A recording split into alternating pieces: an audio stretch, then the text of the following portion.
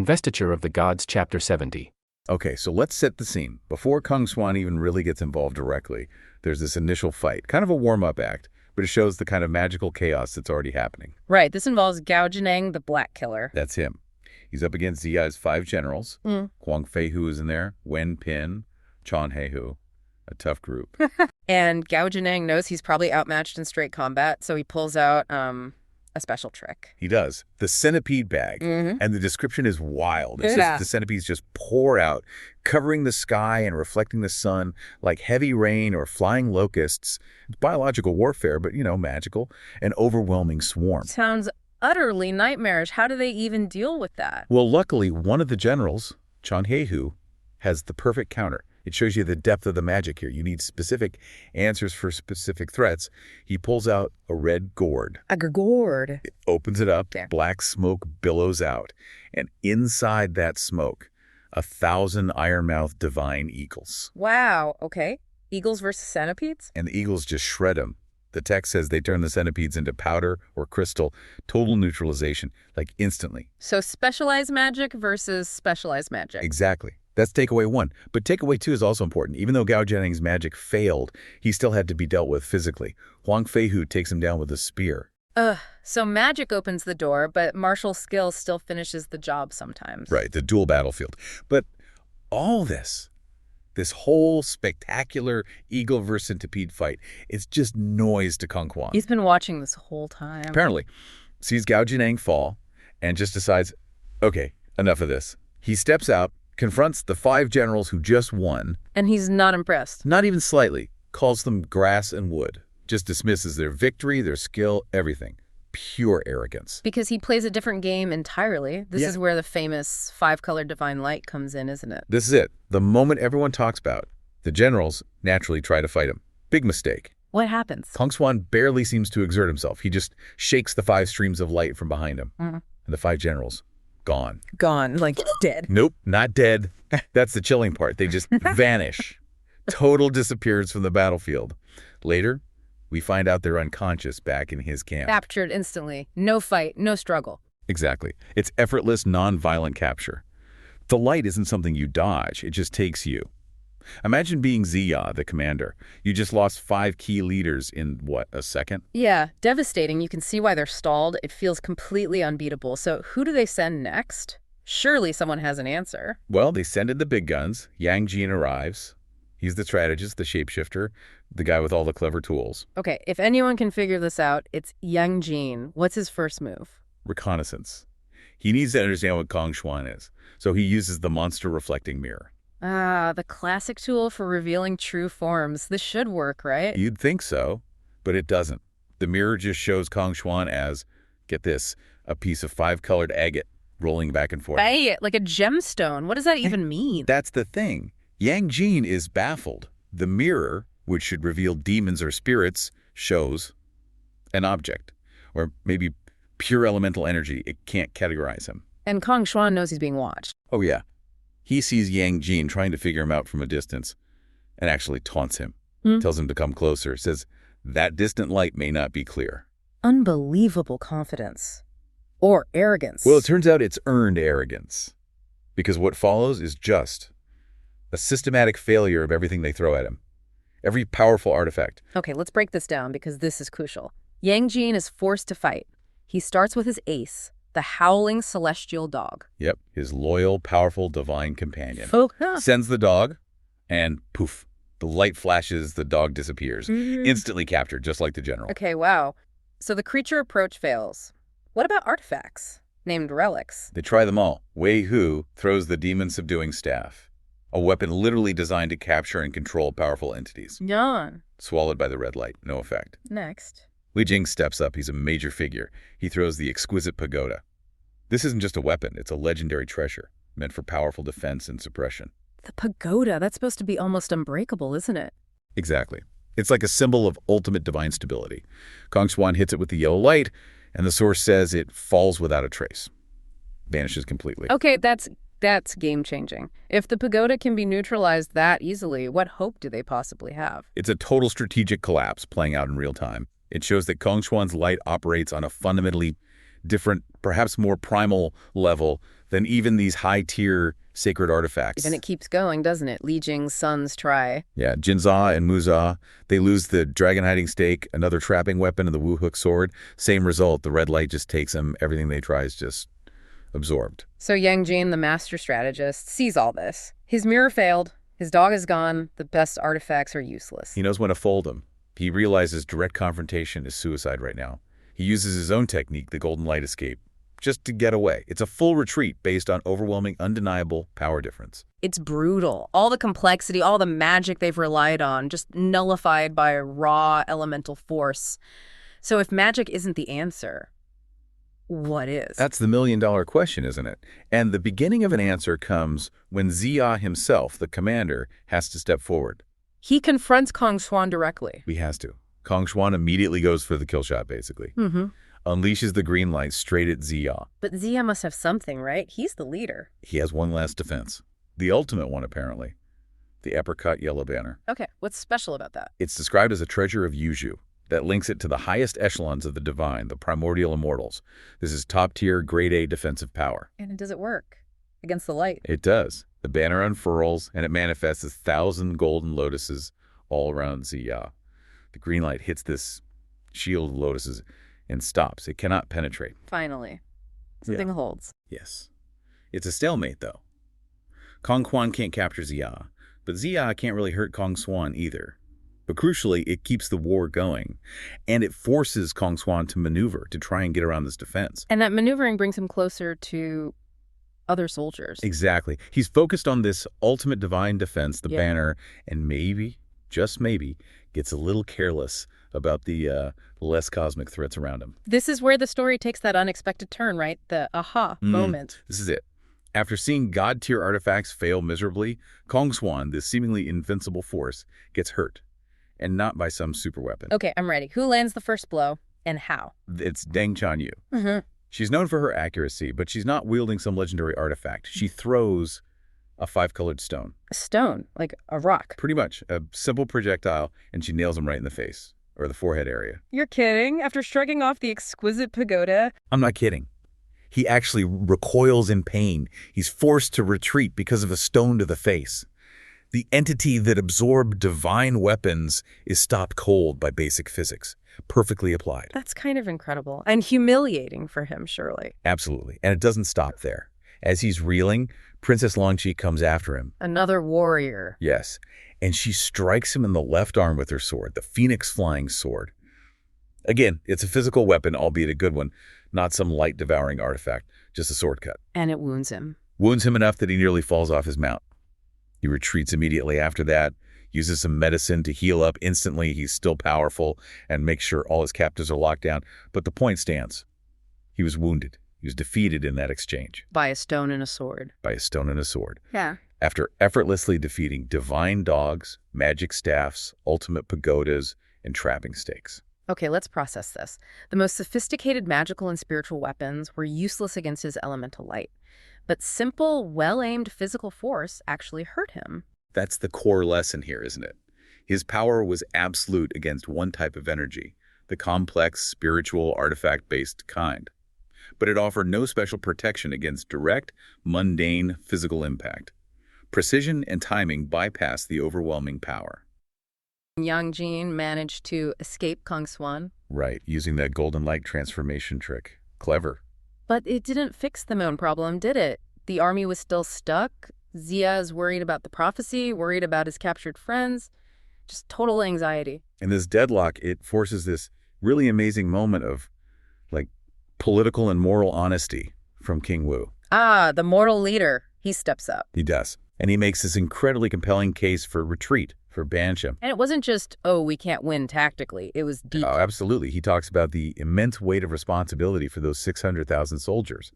You know, these aren't just numbers. Right. They're people, families waiting back home. Exactly. He mentions the cost, the money, the emotional drain. He says the families are worried.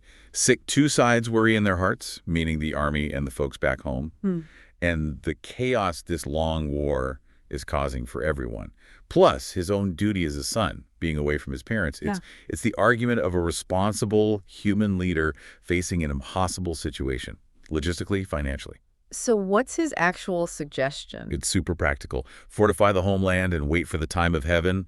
Yi Dai Teen. She basically pull back, dig in, and wait for a better opportunity, maybe a sign from above. And Ziya, the spiritual commander, he gets it, right? The logic makes sense. He does. He sees the king's point, human cost, and apparently he's swayed. He actually decides, okay, we retreat. Wow. So he's ready to call off the whole thing. He's literally starting the process, issuing orders for this phantom retreat, reducing the campfires, moving at night, trying to sneak away without Xuan noticing. He's right on the edge. Okay, cliffhanger moment. But then, intervention.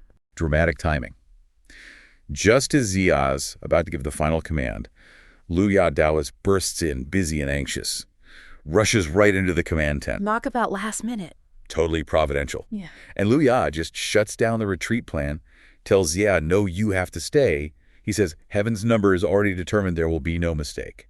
Full stop. Okay, so divine certainty versus mortal logic. Right. And then the threat. If you retreat now, all those captured disciples, they face immediate, sudden death. Hungsi. A political choice with huge spiritual fallout. But he must offer some reassurance to King Wu, who just made a very compelling case. He does. He gives him the core principle, really, the whole investiture story. Heaven determines that a person of great dharma will be dealt with by another person of great dharma. Okay, meaning? Meaning, basically, don't worry, a big problem like Xuan needs a big solution, and heaven already has someone lined up to handle it. They just need to wait for the right person. And Luya thinks he might be that person. Looks like it. He decides to go deal with Xuan himself. Tries talking first, reminds him about the Jiazi period, the destined time for King Zhu's fall, telling him it's pointless to fight heaven's will. How does Xuan take that? He basically laughs him off, calls him a grass and wood fool. Ouch. So diplomacy fails. Instantly. Yeah. It tells you Xuan doesn't see himself as part of that whole mandate of heaven calculation. He's playing a different game. So they fight. Yep. It's short, though, only 5 or 6 rounds. Luya quickly realizes he's outmatched physically. So he goes for the big guns. He pulls out the ace, Yeah. the immortal slaying flying dagger from his gourd. Okay, now this dagger, we need to emphasize this for you listening. This isn't just sharp. No, not at all. It kills the soul, the spirit. It bypasses physical defenses, magic armor, even immortality. It's like a spiritual delete button. The ultimate weapon, supposedly. It should be. But this is where Xuan just breaks everything. He doesn't try to block it, dodge it, nothing. What does he do? He just uses the 5-colored divine light. And poof. Poof. The dagger's gone, neutralized, absorbed into the light. The soul-killing weapon just swallowed. Yep. Luyan sees this, realizes the immense danger, and immediately turns into a long rainbow and flees for his life. Wow. When he gets back, he admits it. The light is truly potent and incomprehensible. He has no idea how it works or how to beat it. Think about that. If something that kills the soul can just be absorbed, then the divine light isn't just a shield. Exactly. It's like it's operating on a fundamental level of reality. Yeah. Rewriting the rules of magic as they happen. Unbelievable. So Xuan must be feeling pretty pleased with himself. Yeah. Total hubris kicks in. He spends his time just strutting outside the zoo camp, yelling insults. Oh, what kind of insults? Calling Ziya a general in name only, someone with no conduct, who's wary of the sword and avoiding the blade. Basically calling him a coward. Okay, that's gotta sting. And this leads to something unexpected. Completely unexpected. This is the mortal interlude. Enter Tu Sing-sun. He's the second supply officer. And he's notable. Very. He's described as being really short, maybe 3 or 4 feet tall. And he hears these insults and just gets absolutely furious. A short, angry supply officer decides to take on the guy who eats soul-killing daggers. Pretty much. And here's the twist. Tu Sing-sun is really good at fighting on foot. Bazan Guan Liao. Okay. So he challenges Xuan. Xuan is a cavalry general, Ma Shang Jianguan, used to fighting from horseback. When Tu Sing-sun makes him get off his horse and fight on the ground. He struggles. Big time. The source says his movement was extremely slow on foot. Tu Sing-sun actually lands several hits on him with his iron rod. Wait, hold on. The guy with the universe-bending light is getting beaten up by a short dude on foot. It seems like it. It suggests the light isn't, always on. Maybe it needs focus, or his conventional fighting skills are just normal. So the light isn't an automatic win in close quarters combat if he's surprised or out of his element? Apparently not in this instance. It confirms the light is something he has to actively use, not just a passive aura. That's bizarrely practical. So a change in tactics, terrain even, works better than cosmic weapons. For a moment, yes. Xuan realizes he messed up. Tries to use the divine light to just grab Tu Xingsun. Tu Xingsun is too fast. He uses his earth traveling skill, twists away and just vanishes into the ground. Avoids the light completely. Okay, so while Xuan is looking around confused. Exactly. Deng Chenyu, the female general known for her stone-throwing skills, sees her chance. Oh, I like where this is going. She lets fly. First stone hits Xuan right in the face while he's looking for Tu Xingsun. Wow. Then, as he turns, stunned and trying to get away, she hits him again, square in the back of the neck. It's described as a heavy wound. So the unbeatable general, defeater of immortals, is taken down by rocks. Temporarily defeated by 2 well-aimed stones. It's this fantastic, low-tech, almost comical victory after all the high-level magic failed. I bet Xuan wasn't laughing. Not at all. He's furious, injured, and wants revenge, specifically on Deng Chenyu. He comes back looking for her. And Xuan has to protect his rock-throwing hero. Yep. He's forced to raise the Avoid Battle plaque, basically a big Do Not Disturb sign for the whole army, just to keep Xuan away from Deng Chenyu. The fate of the zoo campaign hanging on a wooden sign. Brilliant. But the sign doesn't stay up long, because now the next level of help arrives. Randang Taoist shows up. Okay, Randang, this is a big name, right? Major figure. Huge figure, very senior in the Taoist hierarchy supporting Zhu. He arrives, Xia takes down the plaque, and Randang confidently steps up to challenge Xuan. Does Xuan reveal more about himself this time? He was cagey with Luya. He does. When Randang confronts him, Xuan gives this cryptic line, "I was born when the cosmos was first divided." Very ancient, very fundamental. Does Randang know who or what he is? He tries to find out, uses his wisdom eye, his Xuan, to see Xuan's true nature, but gets nothing. Blank. So Xuan is seriously old, like creation level old, and Randang can't even outdo him. Exactly. It confirms this isn't just some powerful general. This is something primal, ancient, maybe outside the usual categories. So Randang realizes this is it, the ultimate test. He goes all in. Decides, okay, if finesse didn't work, maybe overwhelming artifact power will. He brings out the heavy hitters. What's first? The 24 sea-pacifying pearls. And let's be clear, these aren't just shiny beads. They're cosmological. They represent, like, the fundamental structure and balance of the world, the seas, the directions. Foundational stuff. Okay, what else? Second, the purple golden alms bowl. Another incredibly potent artifact. These two things together should theoretically be able to just dominate the spiritual landscape. Xuan versus the cosmological artifact. Total, utter failure. Both of them. Both. Instantly sucked into the 5-colored divine light. Just gone. Vanished. Yep. Okay. The sea-pacifying pearls. Oh. Absorbed. Gone. Randang is described as greatly alarmed. And this is the point where everyone, including us listening, has to grasp the scale of this. If the light can just eat things that represent cosmic balance, then Xuan's power isn't just a weapon. it's like a fundamental force. It can rewrite spiritual physics on the fly. It's basically unanswerable within their current system. So Randang is out of options. Almost. Yeah. He tries one last desperate move. He summons the Great Rock, the Da Peng Diao. A giant mythical bird. A massive, powerful, divine creature. It fights Xuan. Xuan puts up some kind of red light shield. They battle for 2 hours. The sound is earth-shattering. And the rock. Gets beaten, struck down, forced to retreat. So even the giant divine bird fails. Randang gives up.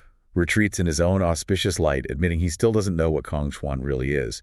Da Peng, the rock, just reports seeing 5-colored auspicious clouds and maybe a shape with 2 wings around Xuan.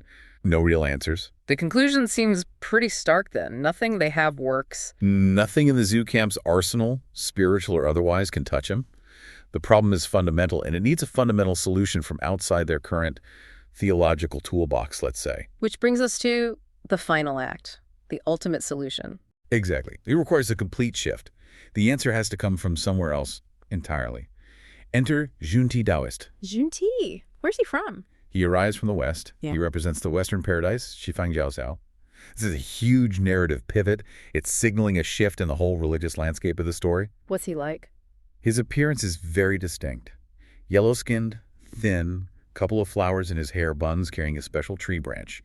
He gets to the camp and immediately senses the intense, killing aura. And he knows about Xuan. Oh, yes. He tells Randang something crucial. Kang Xuan isn't just an enemy to be defeated. He has deep roots and conduct. And critically, he has an affinity with the West. An affinity, meaning he belongs with Zhongti's group. Precisely. Zhongti isn't there to fight Kang Xuan with more pearls or daggers. He's come specifically to guide or convert him. The term is dupi. Convert him? Yeah, and invite him to come back west with him, to the Western Paradise, the Jijilji Shang. The problem isn't military, it's spiritual jurisdiction, you could say. Kang Xuan fundamentally belongs to a different system. So Zhongti is there to reclaim him. That's the idea. He's come to bring him home, spiritually speaking. How does Randang react to this? Is he upset someone else is solving his problem? He's overjoyed. He gets it immediately. If Zhongti converts Kang Xuan, takes him off the battlefield, the blockade is broken, the campaign can move forward. So it's not a military victory, but a kind of spiritual transfer. Exactly. It resolves the stalemate perfectly in line with the idea of heaven's mandate, but through negotiation and spiritual alignment, not brute force, which, after everything they tried, makes perfect sense. And that's where the source leaves us hanging. Right at the cliffhanger. Zhongti leaves the zoo camp, heading out to confront Kang Xuan. The whole campaign rests on this upcoming conversation, this spiritual negotiation.